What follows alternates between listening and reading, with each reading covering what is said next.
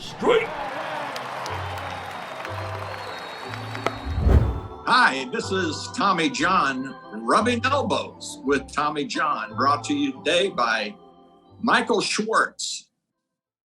Michael is in the medical business, and he also does some stand-up comedy. But anyway, thank you for joining us. And we've got one of the great ball players to ever play the game, and he was a teammate of mine for 7 years with the Dodgers, Steve Garvey. Garv, how you doing? Great, Tommy. Thanks for giving me the opportunity to spend a little time with you and go back to the way we were. That was young and broke. That's right. Making $12,000 a year, right? You got very well paid. I made my first 2 years in the big leagues, $7,000 a year. And I thought I was killing it. Right. That's funny. But you grew up, and in spring training, you were a bat boy for the Dodgers? Right. My parents were from New York originally, and in January of 1948, my mother's father had a gas station on Sunrise Highway in Long Island. That was the big road out from the entrance of the island from Manhattan to the Hamptons, and it was a great location. He did very well, but it's a 20-hour business, and it was snowing and raining, and one of his big clients came in and said, "Hey, Joe, I've got this motel in Tampa, Florida. I can't get there, and I thought, you got to be tired of this business. Why don't we just trade the motel for the gas station, and you and May, my grandmother, go down there and, enjoy Florida." And sometimes those moments in life where you don't really think things through. My grandfather looked at him and said, "Harry, you got it." And he threw him this grease rag. And that was the beginning of the move down to Florida permanently. He called my mom and my dad and said, "Joe, Millie, why don't you come with us and come down to Florida?" It was after the war. Mom was working for American Airlines. Dad was doing a variety of things. So they all packed up and took Route 301 from New York to Tampa. And something happened at a Stuckey's or a Horns on the way, and one of those quarter vibrating beds. And I was born December of that year in Tampa. But there's always a reason why somebody wants to trade you for something. Well, the motel was about 1.5 miles off the main highway that went from Tampa up to New York. So it had a bad location. And there were 13 little cottages. And after I was born, about another 6 months, they decided running this business wasn't very productive. So my grandfather became a welder. Dad started driving a transit bus, and Mom started working for an insurance company. And then by the time I got to be 7 in 1956, so almost 8, my dad and 2 other gentlemen started the second Little League in Tampa. But on a Monday before that Saturday opening, Dad came home and sat down to the dinner table. And he was a Greyhound bus driver then. And he said, "You want to skip school tomorrow?" And I said, "Wow, Dad, what are we doing? You never said that before." He said, "Well, I have a charter to pick up the Brooklyn Dodgers from the Tampa airport tomorrow and take them to St. Pete to play the New York Yankees in an exhibition game." And I thought it might be a great day for you and I. Dad was a Yankee fan or a Dodger fan. Mom was a Yankee fan. Mom gloated a lot because, the Yankees had beat the Dodgers almost annually in the Fall Classic. But in the fall of 55, the Dodgers finally beat the Yankees in 7. Right. Johnny Padres, I think, threw a 5-hitter. They won 2-0. So they were the world champion Brooklyn Dodgers. So I just started collecting Topps cards. So I said, "Can I be excused?" I was an only child. And I ran into my bedroom and got 2 Habitampa cigar boxes out. And I had about 30 cards. And 7 of them were Brooklyn Dodger cards. And I took them to the dining room table. And I said, "Dad, is this guy going to be there tomorrow?" And it was Peter Reese. He says, "Well, we hope so. How about this guy, Dad?" And it was Jim Gilliam. He said, "Maybe. But Dad, how about this guy right here? Jackie Robinson, is he going to be there?" Dad said, "Well, maybe." So I got a good night's sleep, which is rare. And I got up in the morning, put my blue jeans on and my band lawn shirt. Only guys over 60 remember band lawn shirts. They were the polo shirt at the time, but there was one in Dodger blue that I put on. And we got the bus and we drove to the tarmac of Tampa International Airport about 8. And the Dodgers were the only team to have their own plane.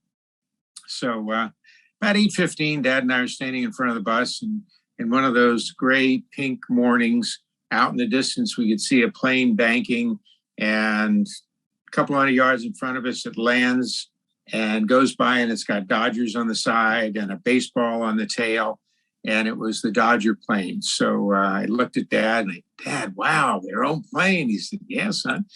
And the plane pulled up, and there were no concourses back then. You know, you pushed a ramp up to the plane. And it was a DC-7 prop jet, and the engine stopped, and they pushed the ramp, the door opened up, and there was Walt Alston, the great skipper. And then there was Reese, and then Hodges and Snyder and Ferrillo and the boys of summer, and they were the world champions. So I stood in front of the bus, and I had my baseball cards. And about 7 years ago, my wife Candace and I did a book called My Bat Boy Days. That first day was the first day of getting a chance to bat boy. And for 7, 8 years afterwards, 2 or 3 times each spring, I'd get a chance to bat boy for the Brooklyn and LA Dodgers when they came to Tampa. But this was my first experience. And we say in the book, I'm there with my cards. And as Gilliam came up, I showed my dad, and he said, that's him. And then Reese. And then Hodges, and each one, and we say in the book, it was as if they walked off the baseball cards and came to life. And, there are certain days in your life that kind of define who you become and what your dreams are. And the guys got on the bus. We went over to Al Lang Field. Tommy, you may remember that. And the bus pulled up to just outside the clubhouse, and the guys are getting this stuff, and a little gentleman comes out with boxer shorts and a strapped T-shirt, a little cigar, and he's looking at that. He says, let's go. 15 minutes of batting practice. Then he looks at me. He says, hey, kid, you want a bat boy? And I look at my dad, and he looks at me, and I said, like, can I? And he goes, you want to? So I said, yes, sir. He said, well, get those bats and balls out there, and they'll be out in 15 minutes. So get everything straightened up. So the bat bag was this big, and ball bag felt like it had bowling balls in it. But Dad helped me get the stuff out, and I lined up the bats, and I was putting the helmets in the slot, and I was hearing tsh, tsh. And of course the Yankees were taking batting practice, but it was Mickey Mantle hitting these towering home runs into Pinellas Bay, about 30 yards over the wall. In the spring of 1956, Robert Creamer, writing in Sports Illustrated, said that a young slugger came so close to making history that he made it. What Creamer and no one else would know about that young slugger named Mickey Mantle was that almost exactly 7 years later, history would repeat itself, when Mantle again became nearly the first person ever to hit a fair ball out of Yankee Stadium. By '56, Mantle was already one of the most prodigious home run hitters in baseball, and already had coined the term tape measure blast for his legendary home runs, the longest of which was measured at 565 feet, coming in Washington's Griffith Stadium in 1953. On May 30th, 1956, Mantle hit a ball that no one will ever know exactly how far it went because it struck high off the facade that ringed the outfield at Yankee Stadium. Almost exactly 7 years later, on May 22nd, 1963, Mantle did it again, this time off Kansas City's Bill Fisher. Mantle himself called the ball the hardest he had ever hit, and it was estimated to still be on the rise when it hit the ballpark. Scientists have disputed that claim, and no one has ever been able to officially nail down exactly how far that ball would have gone. 550 feet, 600 feet, maybe even 700 feet? That will never be known. The ballpark, the home run, and the man itself will never be seen again. But all three will surely live on forever in the minds of baseball fans. Every kid loved Mickey. So I'm just standing there with my mouth open, and all of a sudden they hear, son, you want to play catch? And I turn around, and it's number 14, Gil Hodges. And I looked at yes, sir. So Mom had just gotten me my first Rawlings Heart of the Hide. I think it cost about $9. And I got it off my belt, and Gil Hodges threw a little arcing ball to me, and I caught it. And threw it back and threw another arc. I'm thinking, Mr. Hodges, I'm starting Little League on Saturday. I can catch. And we hear, and I turn to look at Mantle, and boom, ball hits me in the chest. And of course, Gil was such a great family man. He runs over. You okay, son? You okay? I said, yes, sir. Knocked the wind out of me a little bit. And he said, son, you weren't looking at Mickey hitting that ball, were you? And yes, sir. And then probably the first moment of somebody with a teaching lesson outside of my family, he said, son, we're the world champions. Yes, sir. And that was the beginning of that day, lugging the bats and balls. The Dodgers won. I think we looked it up in a old Sporting News, and Robinson did play, and Campanella. And I had the chance to sit on the bench and listen to Hodges and Reese talk about the Yankee pitcher and how he was holding the ball. I had no idea really what they were talking about, but they were talking about the game. And so that night, Dad and I drove home, and Mom had dinner waiting, and she started asking questions about the day. And of course, normally we say to our kids, how was your day? Fine. Taking tests? No. Can I be excused? So pay a lot of money for that. But she said, how was your day? Who did you meet? And I showed her the autograph ball they gave me and the 2 broken bats. And I said, and there was this funny coach out there, Mom. I mean, he really, there were a lot of words he was using that I didn't know. And my dad said, that's okay, son. I'll tell your mother about Leo DeRocher later on. So, but that was it. Tommy, that was my first day as a bat boy. And, we say in the book that over the next 7 or 8 years, I get to grow up with my idols. They had made that transition from Brooklyn to LA. And the LA guys, emerged, but they still had spring training in Vero Beach, Dodgertown, which was charming. And I got a chance to see that. So that was the beginning of dreaming about being a baseball player, and in particular a Dodger. And ironically, 12 years after that first day, I was drafted in the first round by the LA Dodgers. Where did you play in the minor leagues your first year? My first year, Tommy, I was at that time, after 2 years, you could be drafted professionally in college. And I've gone to Michigan State. I got a chance to play football and baseball there, football for Duffy Daugherty and baseball for Danny Litweiler. So out of high school, I was drafted first pick in the 3rd round by Minnesota. But I really wanted to play 2 sports and go to college. So I turned down $10,000, the big bonus offering, and went to Michigan State, one of the best choices I had ever made. And I get drafted in the supplemental round for college players. And Guy Wellman, the great regional scout for the Dodgers, had come to our house, and he started at about $11,000. By the time my mother was done with him, he was up to $40,000, a new car, and the rest of my education. So I always wonder if she would have done better than Jerry Capstein, but you never know. So Guy said, well, we got 2 places we can send you. Daytona Beach, which was Florida, and I had grown up playing in the humidity and the rainstorm. He said, but we'd like to send you to Ogden, Utah. We got a manager up there that's pretty great with young guys. His name was Lasorda. And, if you'd like to, wherever you send me. My dad said, is that up in the mountains a little bit? And Guy said, yeah, it's up about 4,000 or 5,000 feet. And my dad looks at me and he said, I think the ball will carry for you, son, because I had power, and that was one of the reasons they signed me. So Ogden was my first stop. Lasorda was my first manager. And arguably, we had the greatest draft in history, because part of that draft was Buckner, Valentine, Peshoric, Say, Lopes, myself, Sandy Vance out of Stanford.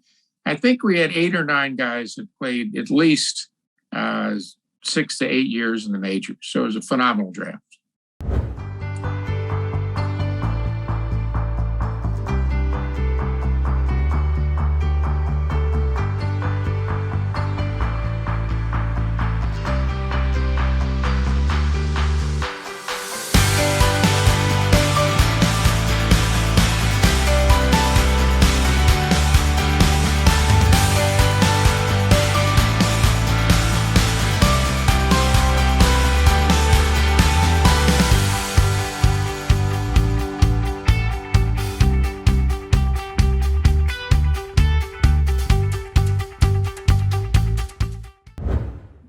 how many years did you stay in the minor leagues before you made it up to the bigs?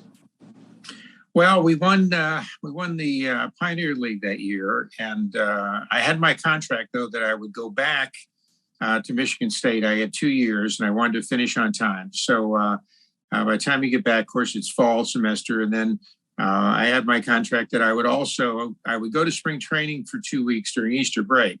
Then I would come back to Michigan State and finish up and join the team early June.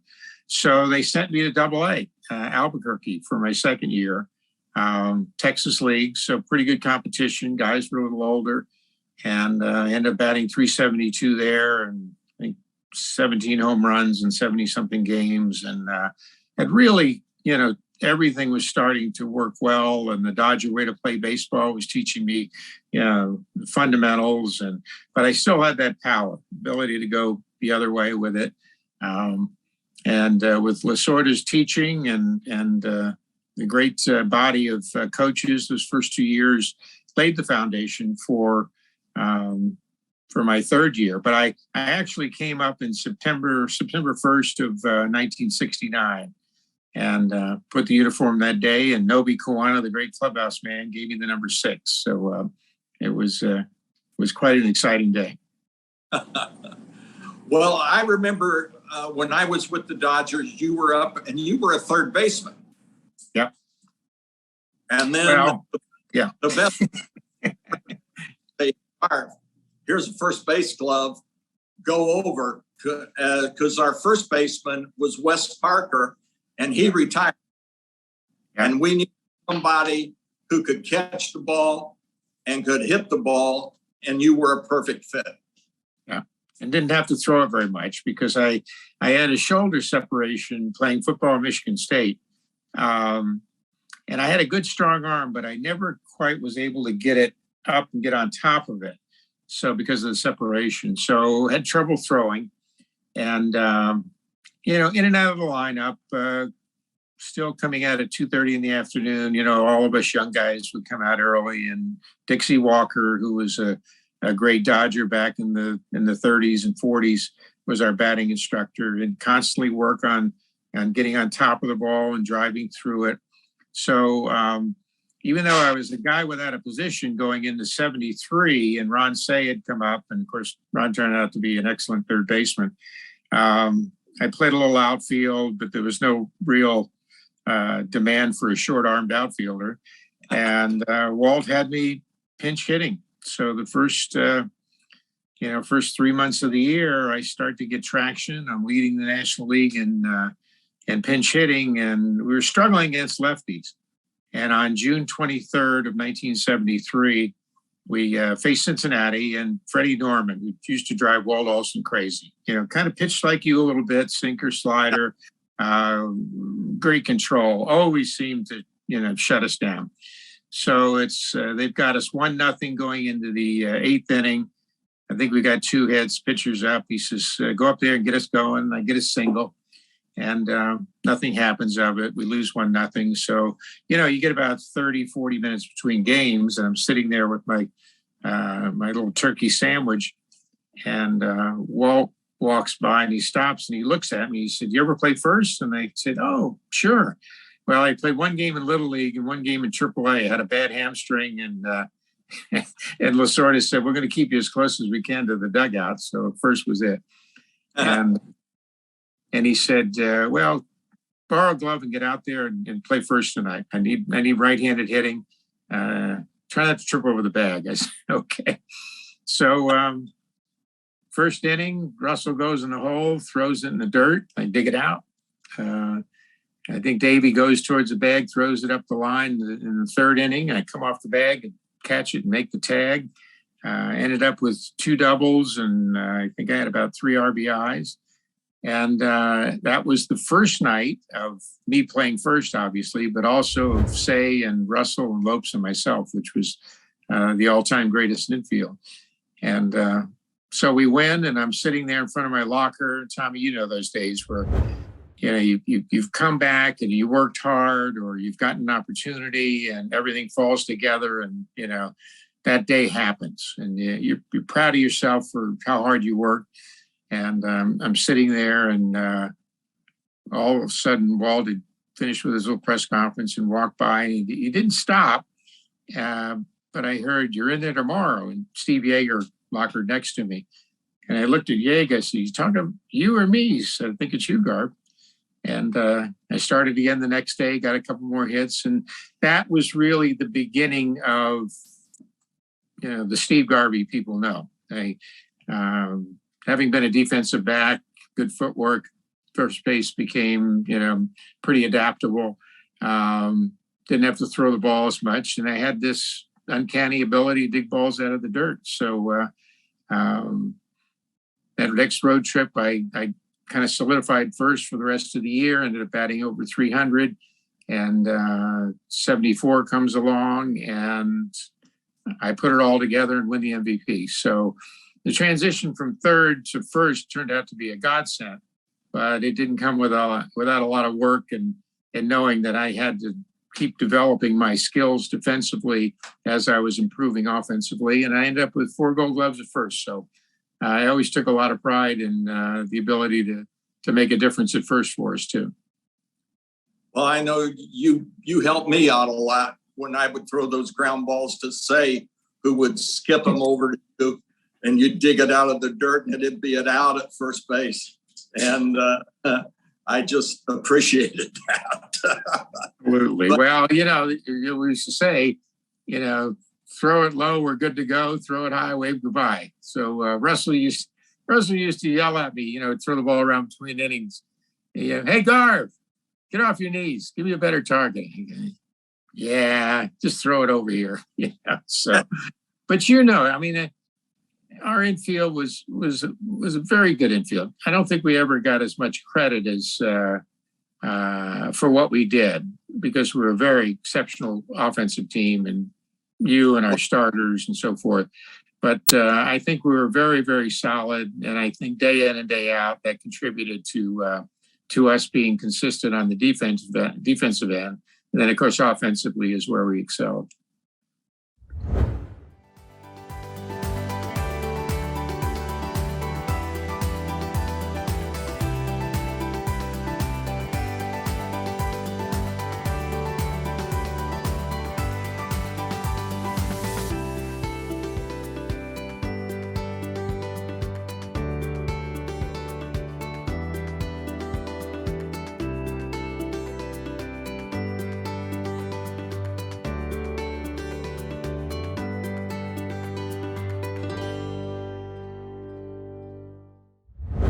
You played for Lasorda in the minor leagues, right? That's correct. Twice, Ogden, and then when I was up and down in 70 in Spokane. In Spokane, okay. Tommy was so full of BS, but he was the best manager I ever played for. Yeah. Because he made you, or you being a player, go out and bust your hump for him. And that's what you're supposed to do. You don't have to scream. You don't have to yell. You don't have to do all these things. You just make it to where the players want to play for you. Absolutely. And he made it fun. He was demanding. I think he probably was as much of a psychologist as any manager I ever played for, because he would learn your background. He would learn about your family and what were you a Christian or not, and who you like to hang out with, and did you always have a girlfriend? Were you married young? Did you internalize things? Or Bill Buckner used to internalize. That was his personality. Valentine, he was Italian. Tom loved him because he was Italian. Of course, Tom was a little bit Italian, but Valentine would be outgoing. He'd release everything. So he knew whether you needed a kick in the behind or an arm around the shoulder, and he challenged you. He challenged you to go out there and be the best player at your position, be the best player on the field, and keep reaching to find out how good you can be. I know I was pitching one time and had a good game going, and had maybe the bases loaded, or and the bullpen was up throwing, and he comes out and he said, I need a ground ball here. If my life was on the line, I would want to throw a ground ball for me so I can live for tomorrow. Do you want to throw the ground ball, or do you want me to bring in Lance Rodson, I believe it was? You want me to bring in Rodson? And I said, oh, I'll do it for you. He said, okay, do it for me. And he turned around and walked back. Well, yeah. Well, that's it. That's the way he was. I mean, that was a pretty clean meeting on the mound. I mean, yeah. you know, I went to the mound early in my career with Tommy when he was, you know, I knew him from the minor leagues, and I never went to the mound. He goes, what are you doing over there? I said, it's too ugly. You know, I mean, that language you're using is really hard on my ears, you know, which would make him laugh and choke on tobacco. But I used to, at first base, I'd say, you don't need me. Why, what do you need me over there? I got to run all the way over there, come back. You're going to cuss at the guy. You're going to get on him once in a while. You put your arm around him, but not very often. We would always laugh about that. So, but you're true, you know, right, Tommy? And he treated collectively all of us as Dodgers, and there was a way to play as a Dodger and so forth. But individually, I think was his greatest skill, and the ability to be able to take each one of us and really get the most out of it. And I had 3 Hall of Fame, you know, managers. Alston was one of them. He had a totally different personality and very strong man, 23 one-year contracts. When he said something, you really listened because he had thought it out and it was going to be what was good for you. Tommy talked a lot sometimes, and you had to decipher it a little bit. And then I had Dick Williams in San Diego, who was more of a taskmaster, more of a drill sergeant, very demanding, tough on young players. He used to let us older players, Gossage and Nettles and I, kind of you know, do the heavy lifting when it came to taking care of these guys' personalities. But so I was subject to really 3 Hall of Fame managers, 3 different personalities, but 3 very successful Hall of Famers. When we were with the Dodgers, did you enjoy when Lasorda was the manager, all the stars that would be coming in, the clubhouse and his office and all that? It was like movie central, for Pete's sake. Right? I mean, it could be Danny Kaye. It could be Don Rickles. Sinatra would drop by. Jonathan Winters. I mean, you know, there was a Walter Matthau. I mean, remember the Hollywood Stars games they used to have? I mean, it was a who's who, you know, and it's different over the years, but I mean, they were the big stars back then. I've got one. Well, you know, Tommy had always bragged about Frank Sinatra being, you know, they were very, very close. To sing our national anthem is Mr. Frank Sinatra.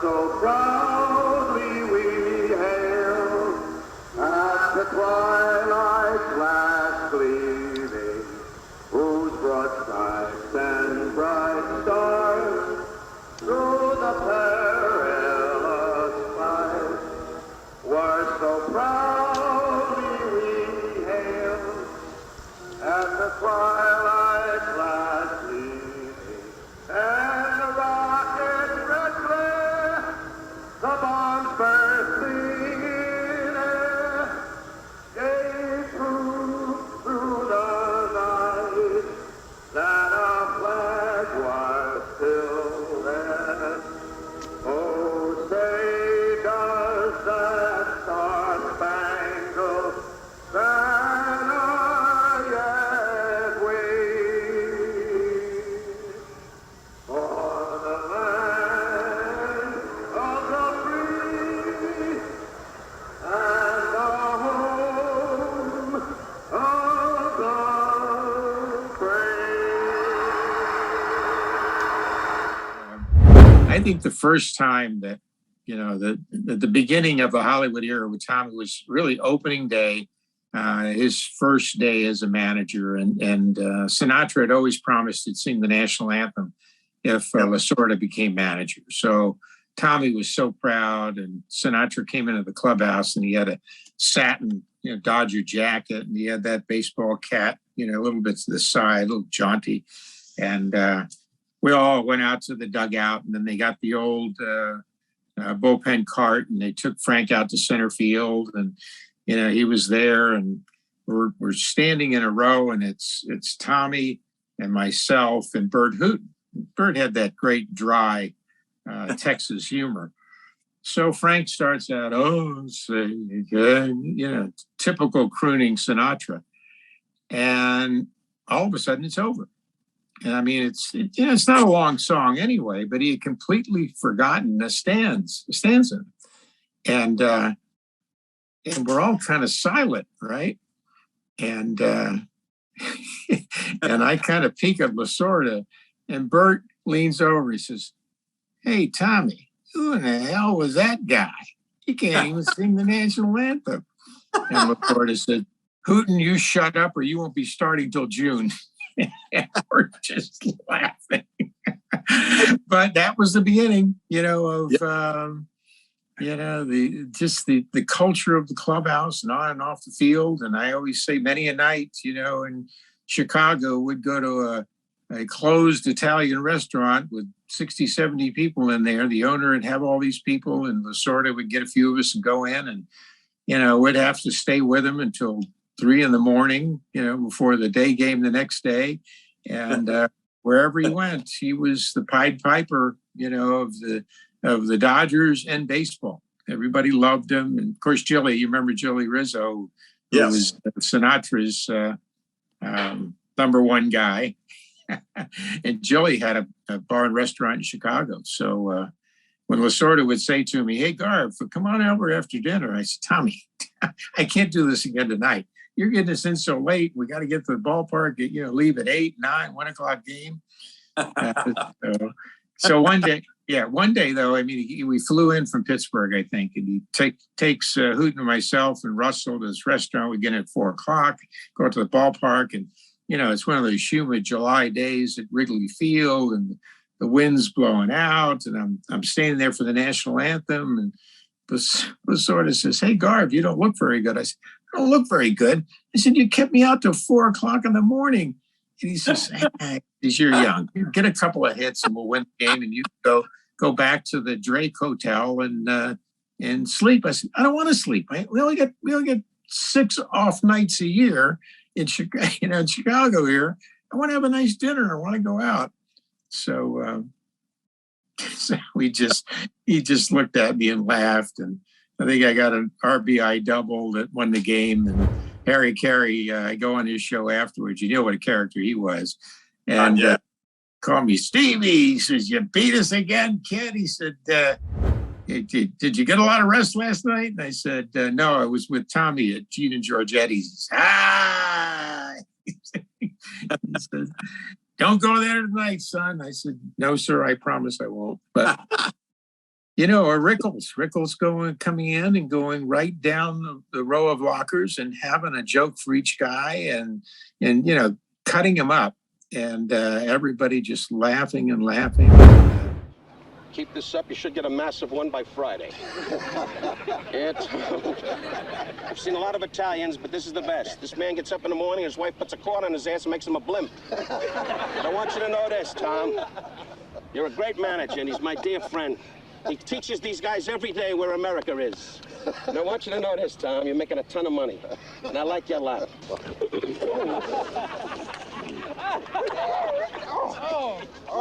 Tommy, he opened his mouth.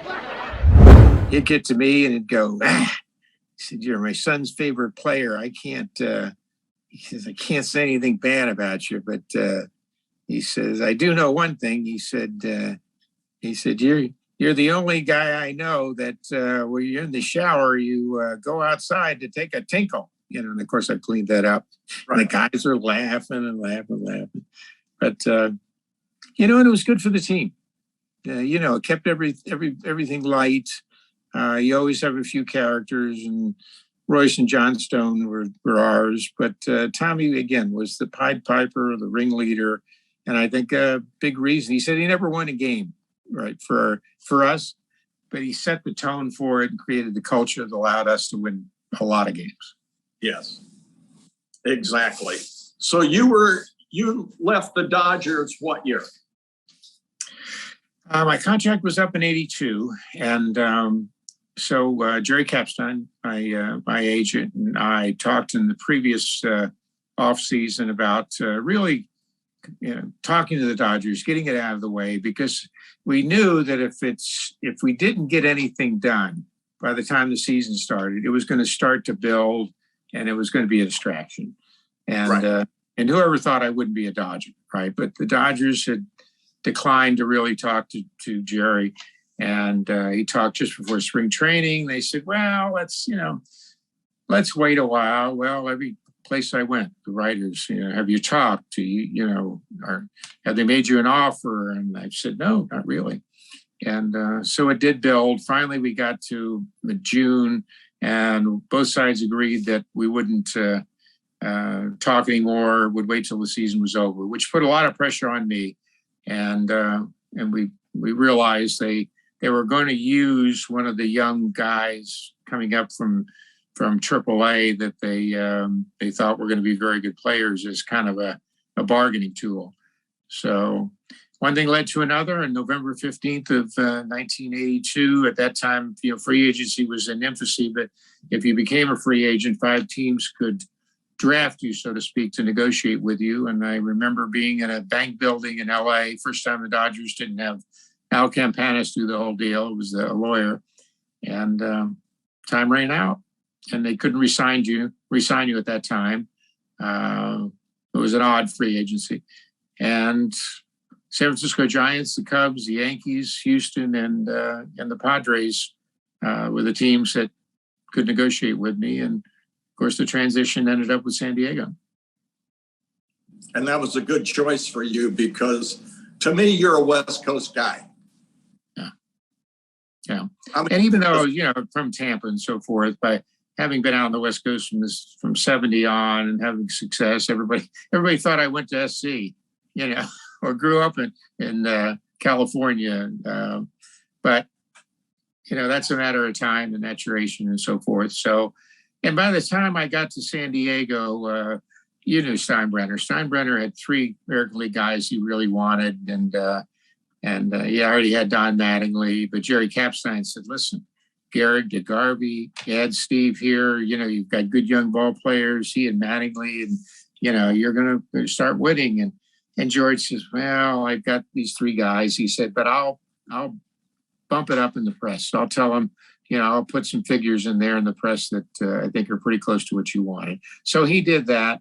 I wasn't going to play in San Francisco.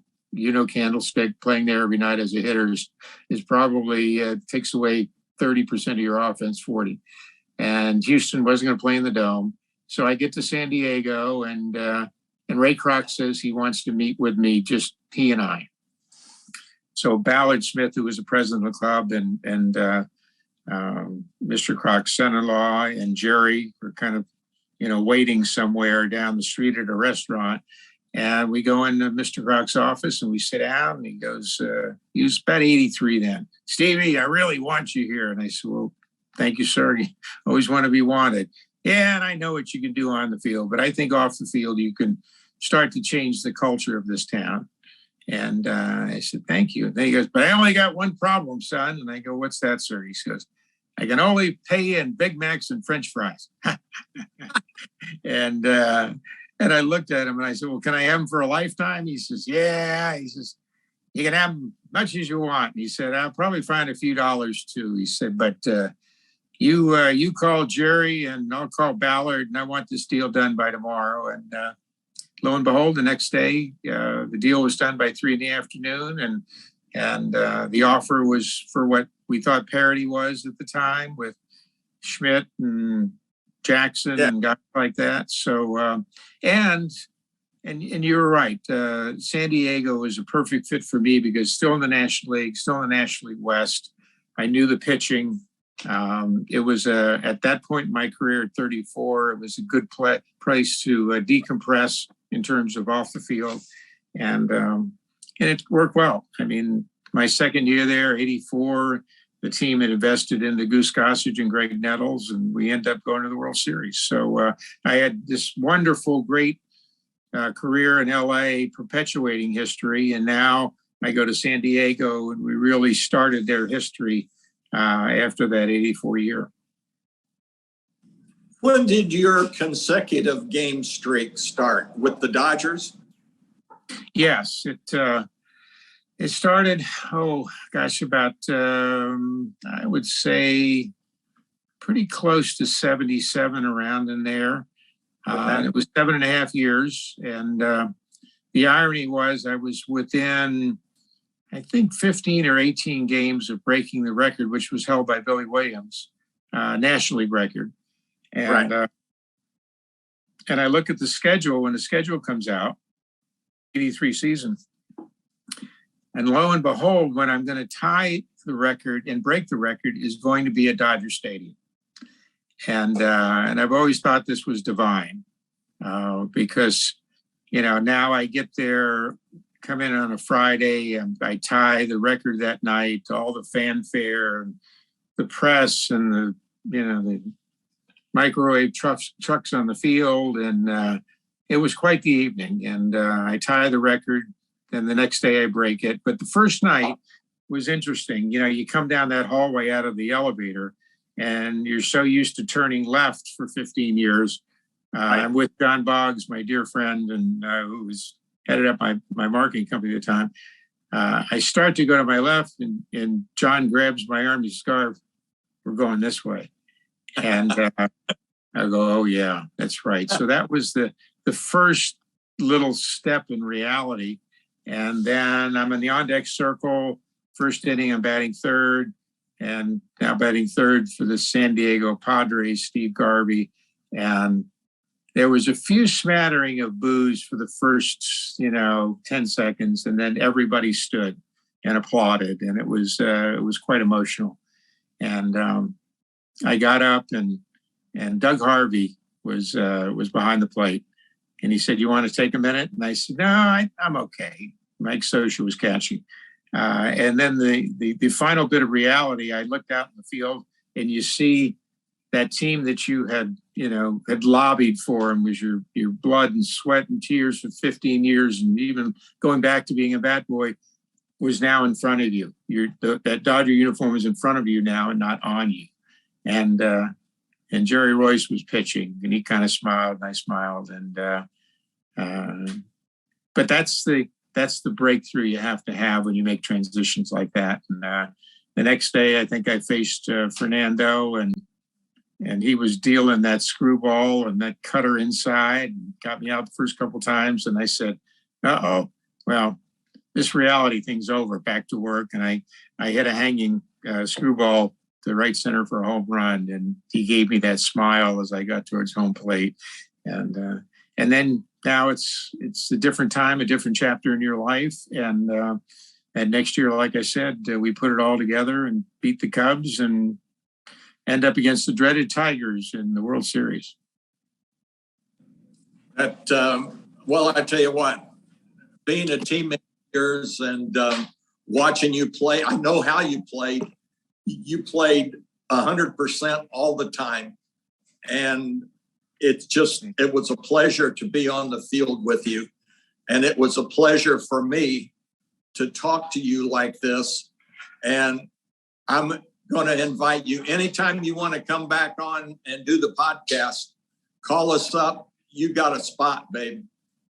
Well, I know where you live in Florida, so that's a vacation haven there. So, yeah, I want the bed and breakfast, the whole thing. Okay. But one more thing, I don't know if I told you now, but the first real in-season Major League game was spring of '67, and I'm at Michigan State, getting ready for my freshman spring, and we go down to Detroit. Tigers are playing the White Sox, and you pitched that day in a doubleheader. Oh, really? Yeah.